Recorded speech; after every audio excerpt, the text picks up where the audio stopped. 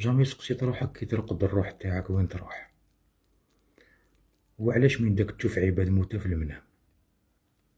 دوك نحكي لك بالتفصيل. يقول الله تعالى: والله يتوفى الأنفس حين موتها والتي لم تمت في منامها. جامي خممت في هذه الآية، وشنو هي الموتى الصغرى؟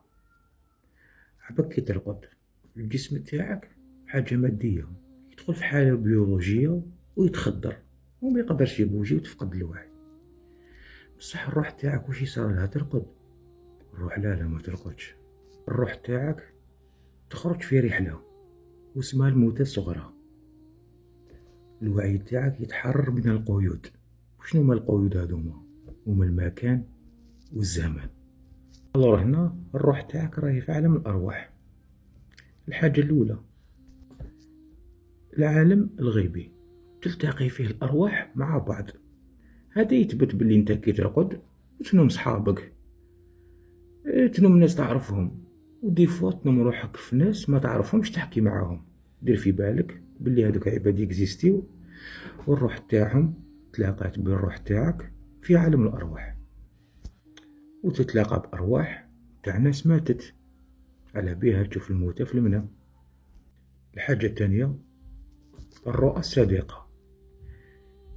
في هذا العالم تاع الأرواح يقدر ربي يكشف لك أمور غيبية باش ينبهك بها ولا باش يحذرك بها في أمور حاطرة لك في المستقبل. هذا الشيء قاعد تشوفه على هيئة رؤى ويتحقق في الواقع مستقبلا، كما الرؤية اللي شافها سيدنا يوسف، وكما الرؤى اللي فسرهم سيدنا يوسف عليه السلام. المرحلة الثالثة عندنا القبض والإرسال.